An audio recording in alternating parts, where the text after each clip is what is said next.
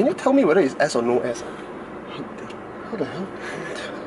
It's a coupe. Yeah. I've been trying to find out whether it's S or no S.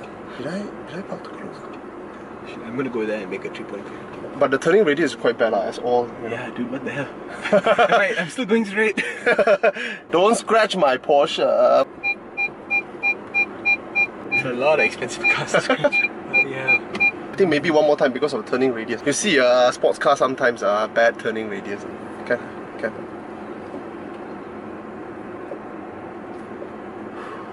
I hate this car. Autophiles signing in from an Audi TT Quattro. We don't know if it's a TTS or not an S. Whatever. TT RS. No, it's not an RS. The way you step on it, you know it's not an RS. It is from the UK. It's 2011 car. So a lot of people tell me that they prefer this generation of TT. Of the TT over the first gen and over the current gen. First gen drives like cheap. It looks amazing, especially for the time that it comes out.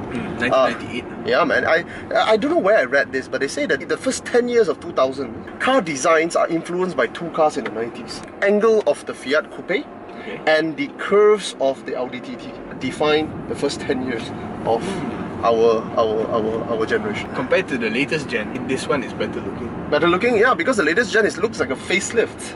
Of this? And not necessarily better looking. Yeah. The back is exactly the same, the front is just sharper eye. It's good lah, huh? I think this generation is aged very gracefully, that's what we can say. Dashboard hasn't melted yet. No. Build quality is exceptionally well for a car that is 6-7 years old. Yeah. Use of material is good, much better than you would find in BMW. Actually, the designer, I think quite up to date. Yeah, I could still live with this. Yeah. Psychopathic, yes. Psychopathic performance without attachment. Emotional attachment. I think I have to explain this a little bit. What it means is this. I never really liked the way Audi drives. Not that it's not competent or not fast or anything. I think the problem with Audi is that its driving characteristic is so neutral you can't really...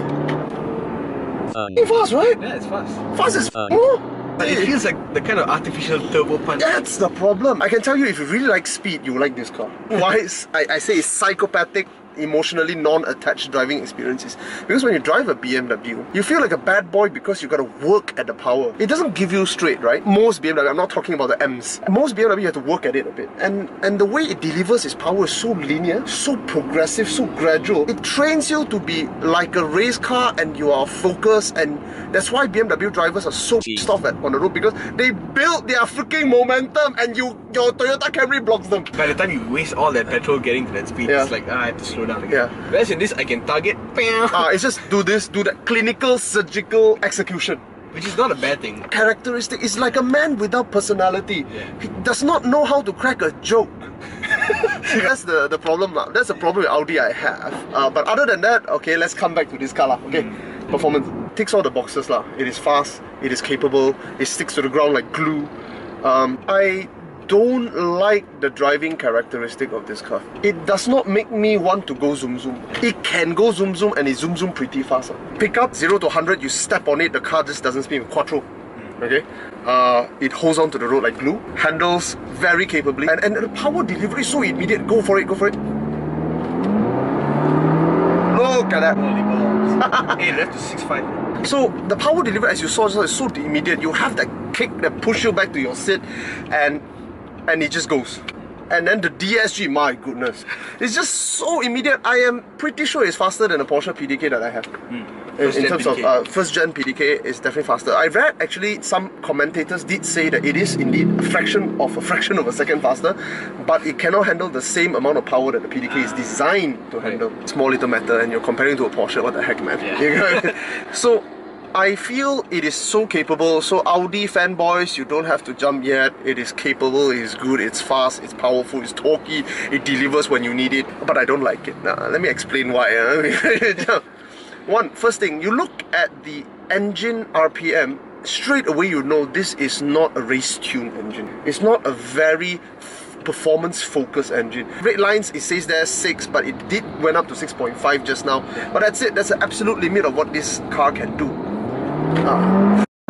Like you said, it feels like this is a Volkswagen Group block, the 2-litre block. Yeah. they just tune it up. They tune it up and then they push it to the limit.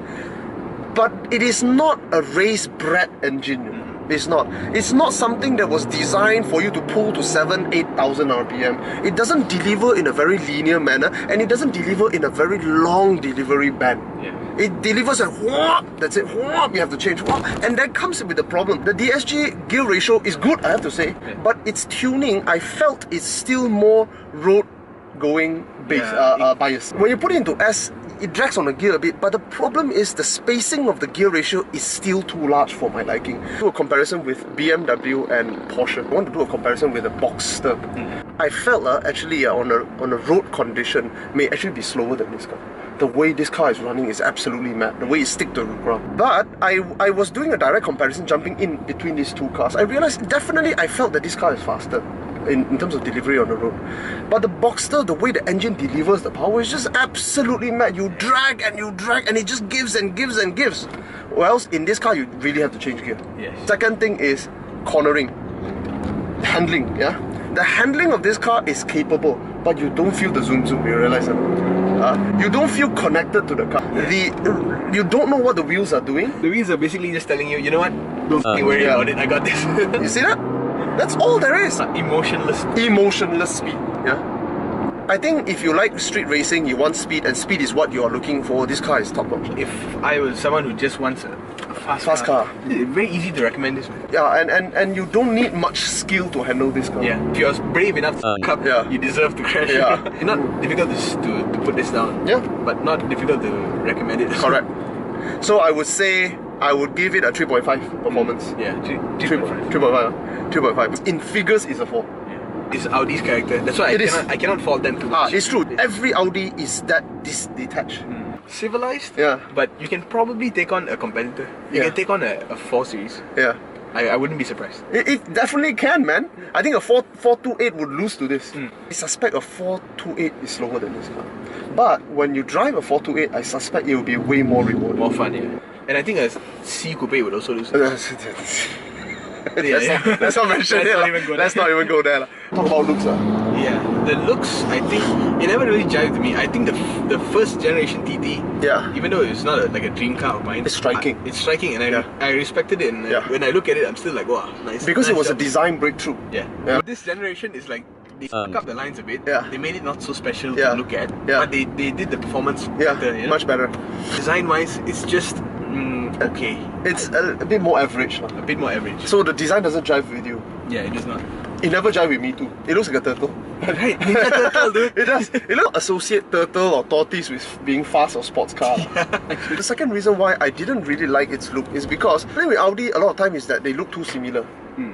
This is the only one that doesn't look similar to any Audi in existence. Yeah. You realize it doesn't have the full family look. Yeah, it looks like an odd boy in the family. Yeah, the odd child, adopted child. The way it stands out is a good thing, but it's just not that good looking to me. If you want to make a car that stands out, it has to look good. Like the current MX-5, it's striking. You look at it, it's like, oh, okay, you're special enough to deserve this. It's not really special. Not special enough. It's not like the R8 where it's like, wow, the shape itself is just out of this world. Because it's Lambo. Anyway. Interior-wise, the design also, I think it's okay lah. It's it's about 10 years later. It's aged quite well. Yes. Nice. Good, very good. I think the use of material is very good. This is real Audi standard of use of material. Yes. The construction is extremely good. Everything is solid, well screwed together. Very nice. Dashboard you can punch and kick. Don't do that to a BMW. 3. Evolution of the first generation and riding on the success of the looks of the first generation. Value? Value, how much is this car? 110. Good value. The problem, however, is quite difficult to buy because the down payment is quite high. Because bank loan is only 60%. I mean, if you have some cash around and you're looking for a coupe, I mean, you can shop for an Audi TT. I have some reservation about the non-Quattro lah. Because if it's non-Quattro, then we can't do whatever the we're doing just now. It will just understeer all over the place. But you think about it, who bought this car? Not you. If you want a flashy car which has some sporty potential, this car seems like a damn good buy. It's damn good buy. You should go out there and buy one. Maintenance, I heard, is not that cheap, but then again, Audi is never that cheap. I don't know whether it will be bank breaking. I hope it's not. We'll find out in the next episode. I think conclusion, I think we can give it a 3 out of 5. I will give it a 3 out of 5. 3 out of 5. I think the only disappointment I have on this car is the way it feels when you when you go zoom zoom. It just doesn't give you as much of an oomph. But other than that, it's just so difficult to fault. Looks wise, it's so subjective. We may not get excited over it, but to a lot of people, this is a very good looking car, and it is a very curvy, good looking car. We just contextualized, for us, context made it less appealing. That's all. If they went too extreme in one direction, like the current TT, it probably won't age so well. Yeah, it won't. It won't. That's it. Autophiles signing out. Audi TT Quattro. I've been thinking a lot, and I would drive my Boxster on Saturday and Sunday. I would drive this Monday to Friday. It's not too uncomfortable. It is comfortable. It's okay lah. I mean, for sports car level. Yeah, for a sports car, it's just the turning radius. Yeah, it's a bit. it's quite. But you don't expect much from a sports car. Somehow it's an all-wheel drive Quattro. Just detachment. Detachment is the word of the day.